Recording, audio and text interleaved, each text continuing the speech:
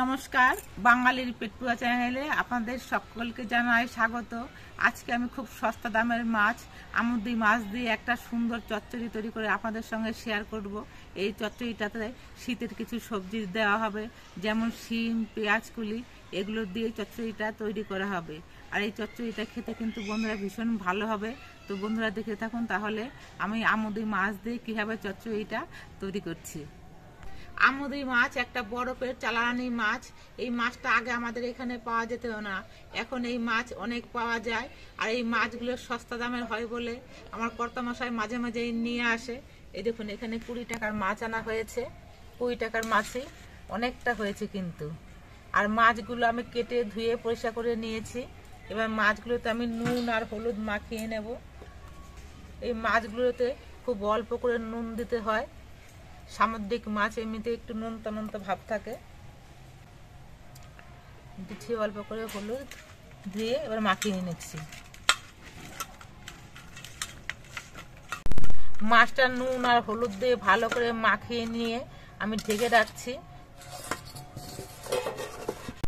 আমুদি মাছের চচ্চড়িটা তৈরি করার জন্য এখন আমি সবজিগুলোকে টেনে নেব।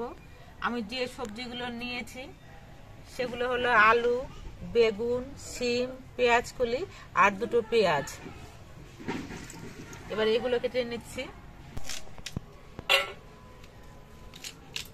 পেঁয়াজকলিগুলো আমি এরকম ভাবে কেটে নিচ্ছি।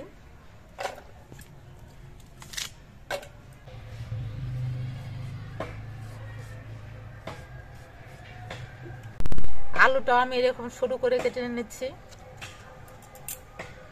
আমরা পেঁয়াজকলি ভাজার সময় যেমন পেঁয়াজকলি, আলু এগুলো কেটে নিই, ঠিক সেরকম ভাবে কিন্তু এগুলো কেটে নিচ্ছি। সব সবজি আমি অল্প অল্প করে কেটে নিয়েছি, এই দেখুন।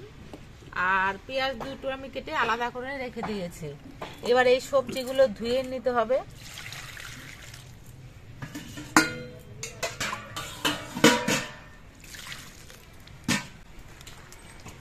রান্না করার জন্য আমি সমস্ত কিছু গুছিয়ে নিয়েছি। প্রথমে আমি মাছটা ভেজে নেব। তার জন্য উনুনে কড়াইটা বসিয়ে কড়াইটা বেশ ভালো মতো গরম করে নিয়েছি। এবার কড়াইতে দিয়ে দিচ্ছি সর্ষের তেল। সর্ষের তেলটা গরম হয়ে যাওয়ার পর কড়াইয়ের চারপাশে একটু লাগিয়ে নিচ্ছি। তেলটা বেশ ভালো মতো গরম হয়ে গেছে। এবার মাছগুলো আমি অল্প করে দিয়ে ভেজে নিচ্ছি। আমি সবগুলো মাছ একবারে ভাজবো না, আমি অল্প করে দিয়ে ভাজছি। আর এই মাছটা ভাজার আগে কিন্তু কড়াইটাও খুব ভালো মতো গরম করে নিতে হবে, আর তেলটাও ভালো করে গরম করে নিতে হবে, নাহলে মাছগুলো কিন্তু কড়াইতে আটকে পড়বে। মাছগুলোর এক পিঠ কিছুক্ষণ ভাজা হয়ে যাওয়ার পর আমি উল্টে দিচ্ছি।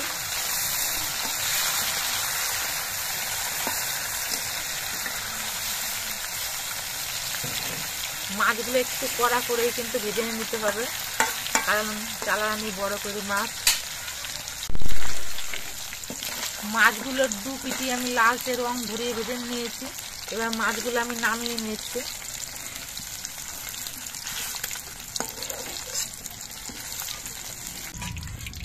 বাকি মাছগুলো আমি ভেজে নিচ্ছি।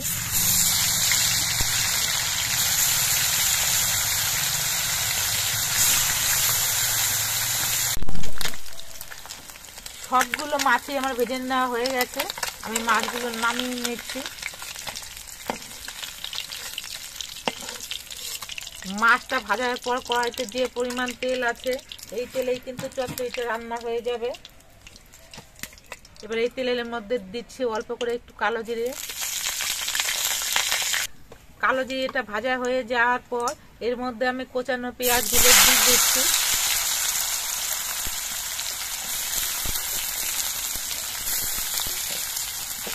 পেঁয়াজগুলো দিয়ে একটুখানি সময় ভেজে নিতে হবে।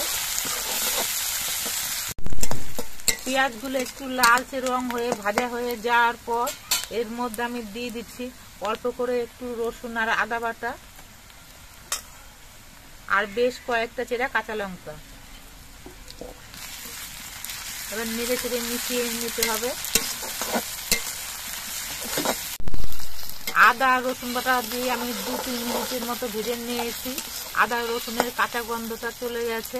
এবার এর মধ্যে আমি সব সবজিগুলো দিয়ে দিচ্ছি।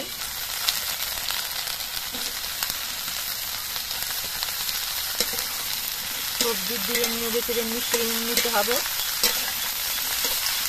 সব সবজি দিয়ে নেড়ে চেড়ে বেশ ভালো করে মিশিয়ে নিয়েছি। এবার এর মধ্যে দিয়ে দিচ্ছি পরিমাণ মতো নুন। নুনটা দিয়ে নেড়ে চেড়ে মিশিয়ে নিয়ে সবজিগুলোকে কিছুক্ষণ ভেজে নিতে হবে। মাঝারিভাবে জাল দিয়ে আমি সবজিগুলোকে বেশ কিছুক্ষণ ভেজে নিয়েছি। দেখুন আলু পেঁয়াজ কলি এগুলো কিন্তু অনেকটাই ভাজা ভাজা হয়ে গেছে। এবার এর মধ্যে দিয়ে দিচ্ছি 1/2 চামচ হলুদের গুঁড়ো আর ছোট চামচের 1 চামচ জিরের গুঁড়ো। অল্প একটুখানি জল দিয়ে দিচ্ছি। এবার এই মশলাটা দিয়ে আর সবজিগুলো দিয়ে কিছুক্ষণ কষিয়ে নিতে হবে। মশলা দিয়ে আর সবজি দিয়ে আমি 3-4 মিনিটের মতো কষিয়ে নিয়েছি।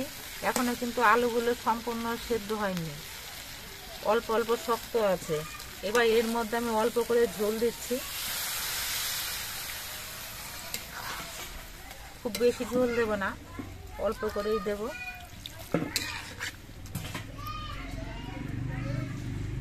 এবার আস্তে আস্তে জাল দিয়ে কিছুক্ষণ ফুটিয়ে নিতে হবে।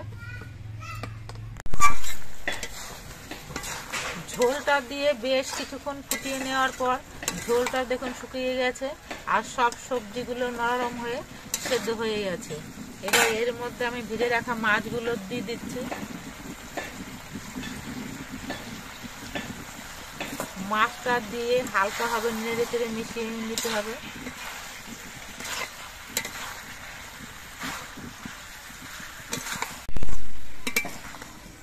মাছটা দিয়ে আমি 2-3 মিনিটের মতো রান্না করে নিয়েছি।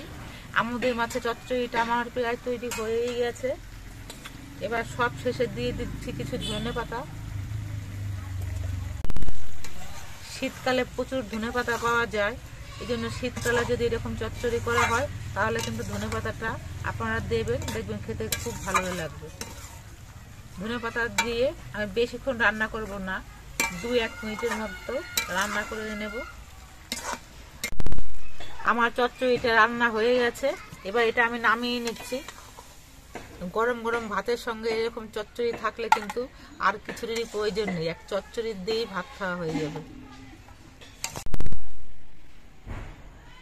আপনারা দেখতে পেলেন আমি আমুদে মাছ দিয়ে পেঁয়াজ কলি দিয়ে আর কিছু সবজি দিয়ে কিভাবে চচ্চড়িটা তৈরি করলাম। এই চচ্চড়িটা বন্ধুরা খেতে কিন্তু ভীষণ ভালো হয়। আর এখন তো শীতকাল চলছে, বাজারে প্রচুর পেঁয়াজ কলিও পাওয়া যাচ্ছে। আর শীতকালে কিন্তু আমুদের মাছও খুব আমদানি হয় আর খুব অল্প দামে কিন্তু এই মাছগুলো পাওয়া যায়। তো আপনারাও একদিন এরকম আমার মতো করে এই চচ্চড়িটা তৈরি করে খেয়ে দেখবেন, আশা করছি ভালো লাগবে। আর আমাদের ভিডিওটা আপনাদের কেমন লাগলো, যদি ভালো লাগে তাহলে ভিডিওটিতে একটি লাইক দেবেন, নতুন বন্ধু হলে চ্যানেলটিকে সাবস্ক্রাইব করে দেবেন। সকলে সুস্থ থাকবেন, সাবধানে থাকবেন, ভালো থাকবেন। দেখা হবে পরবর্তী আরেকটি ভিডিওতে।